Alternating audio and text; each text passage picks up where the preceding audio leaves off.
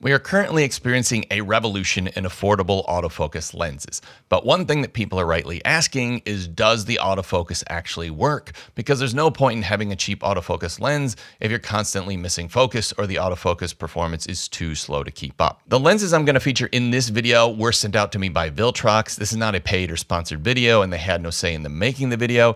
Viltrox is one of the first budget lens manufacturers to have autofocus lenses. And because of that, I think they tend to have the most consistent autofocus performance of any of the budget lens manufacturers. Now, recently they released a series of sub $200 lenses. And in this video, I'm going to be looking at the 56mm f1.7 on both Sony and Fuji. But I will put a list in the description down below of all these lenses that they've released. They're all sub $200 in the series. And included in that are on a variety of mounts. You've got full frame, you got APS-C, you got a variety of different focal lengths. And kind of interest, one of the ways they seem to have done this to save money is they all have the exact same lens body and lens hood. So I've got a full frame lens here, and I've got an APS-C lens here. This is a 20mm f2.8. This is a 56mm f1.7. And when you put them on the shelf next to each other, you can't even tell the difference. So I think that is one way that they have saved money in the construction and design of these lenses. Now, when we're analyzing the autofocus performance of a lens, there's really a few things that I want to be looking at. The first is the speed, the second is the accuracy, and the third is whether we're getting any focus noise for when we're shooting video. And at times it can be hard to pick apart the performance of the lens versus the autofocus performance of the camera, but by using the same lens across different camera systems, I think it's given me a better idea of the overall performance. Looking at the speed of the autofocus of these lenses, to start with, all of the lenses in the series use STM motors or stepping motors. This is a type of autofocus motor that is cheaper to implement, cheaper to make, and is generally a little bit slower than other technology. Now, what I've found is in recent years, these STM motors have gotten faster and faster. And the autofocus performance isn't really just about the motor. There's lens design, there's the weight of the elements, there's a number of different things involved. But I have found that the STM motors have gotten faster and faster. I've also found that STM motors, in my experience, I prefer them for video because there is a speed at which they work, or when you do a focus pull, just by default, it is a more natural, and it doesn't just jump from one thing to the other and sort of look sort of awkward. You're not going into the camera and trying to dial back that speed. The default speed out of these lenses often looks better for video than the faster ones. The other thing we have to keep in mind when looking at the autofocus performance of these lenses is that the settings in the camera are going to play an absolutely huge role. And in the camera, you have a couple of settings. One is focus speed and the other is focus sensitivity. So often when people are not happy with the focus performance of any lens, whether it be a first-party lens or a third-party lens, you can generally adjust that and dial that in the settings in the camera. The speed setting is just going to tell the camera how fast you want it to jump focus points, whether you click on one point and then click on another, how fast you want that transition to be. And the sensitivity is going to tell the camera once it's found a subject and that subject becomes obscured or it's not sure exactly how to lock onto that subject anymore, how long it kind of hangs onto that focal plane before it finds something else to focus on. And you might find the situation where you're focusing on a person and another person walks in front of them. With decreased or lowest sensitivity, it's going to stay locked onto that person, let the other person pass by, and then pick up the original person again.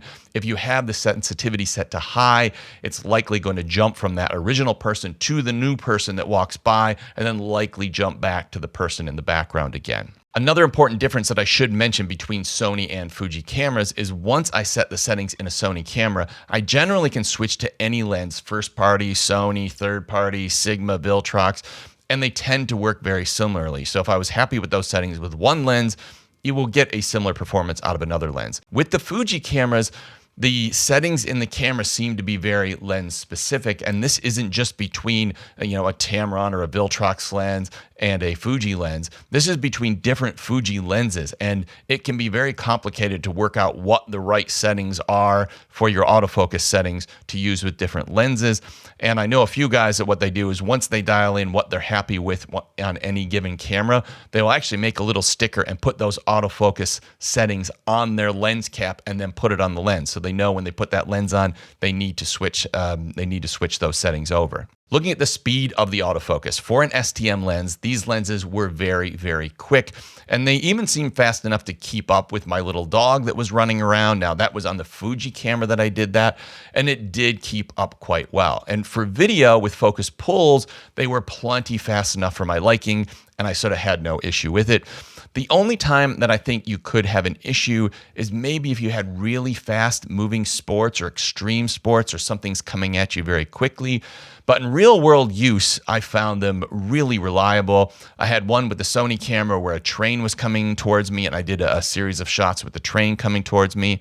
I've got some videos that I shot using the car and train autofocus setting, and with those coming at me, it had no problems keeping up. So when testing the lens on both of the camera systems in a variety of different situations with a variety of different subject detection modes, I really thought that it was plenty fast enough for both photo and video. Looking at the accuracy of the autofocus performance, now it's important to say that it differed here. Unlike this autofocus speed, which I felt like was fairly consistent between Fuji and Sony, once we start looking at the accuracy, the Sony has got a much more accurate autofocus, and I found that the Sony autofocus with the Viltrox lens was more accurate. On the Fuji, in a video that I did previously, just working with the default settings in the camera, I found that comparing it to my Sigma 56mm, I felt like the Sigma was about 10% more accurate. I mean, it wasn't a huge difference. The Sigma wasn't perfect. It would miss at times, but if there was a quick series of shots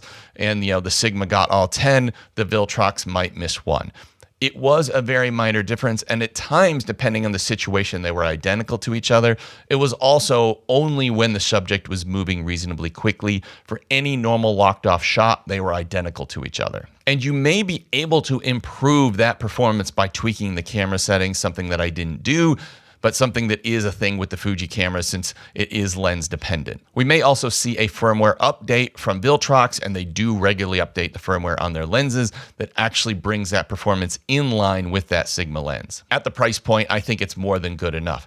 Now, looking at the Sony autofocus performance, I did a little test when I was on the train. There was a guy sitting in front of me, and I was just taking a few clips, and I noticed that the Sony was actually picking up the back of his head and recognizing it as a person. And I thought, this will be interesting. And I was taking the camera, flipping it down, pointing at the seat, then flipping it back up, pointing at the back of his head, back and forth, back and forth.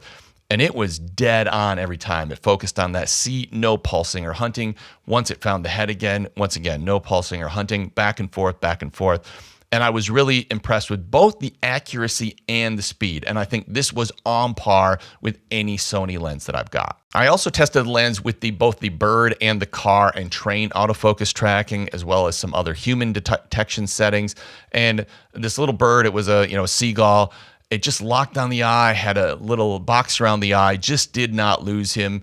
Would it be good enough for like bird photography or something like that, birds in flight? I don't know, possibly not, but I think it would probably be more camera dependent than lens dependent. It's not really a birding lens anyways. And with the car and train settings, I had trams coming towards me. I had trains coming towards me. I did a series of photos like that. I did a series of videos like that. And it just locked on, and it just had no problem keeping up. With the human detection, there was at one point where I was at a football game and that I was focusing on someone, and I let the camera make the decision. I didn't actually tap on the screen. I let the camera make the decision. And when the person turned away, the camera lost them and decided to focus on the background, or it decided to focus on another person in the frame. This wasn't actually anything to do with the lens. It was to do with the camera, because I could see the camera had moved its box, decided to focus on someone else. The camera was in the high sensitivity mode, and then it focused on someone else.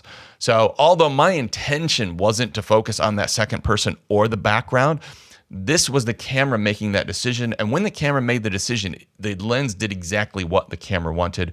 And I could have easily overridden this just by tapping on the subject. So ultimately, my assessment of the autofocus performance on Sony with this lens is it is as good as any Sony lens or any first party lens. Now, looking at the autofocus noise, this is something that I didn't even plan on covering because in my experience, there was no autofocus noise. It kind of wasn't an issue.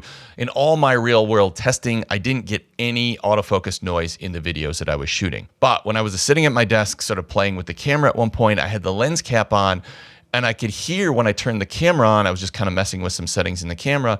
I could hear the lens trying to focus because the cap was on. I couldn't find anything to focus on. And it was making some focus noise, which made me realize that theoretically there is a possibility that you could get some focus motor noise in the camera, at least when you're using the internal microphones in the camera. So I did a few tests in the office, very quiet conditions. Even in those situations, there was the most modest or little bit of noise. I'm not even sure if you're going to be able to tell from a YouTube video if it's there. So I think my standpoint is, or my position on the autofocus noise is that there is a theoretical possibility of autofocus noise, particularly if you've got something very, very close to the lens and it's kind of struggling at a minimum focus distance. But in most real world shooting, you're going to get very little to no autofocus noise whatsoever. Here's a sample so you can hear my voice in the internal microphones compared to the focus noise.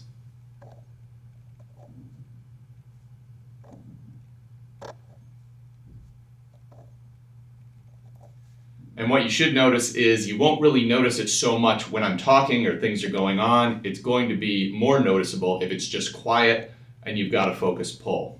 This isn't the first time I've covered the Viltrox 56mm f1.7 in a video, and I've just thrown a video on screen now. This is my comparison between this lens, a similar TTArtisan's lens, and the well-known Sigma 56mm f1.4. So if you're interested in which of those might be right for you, particularly if you're on a budget, then I'd suggest you check out that video.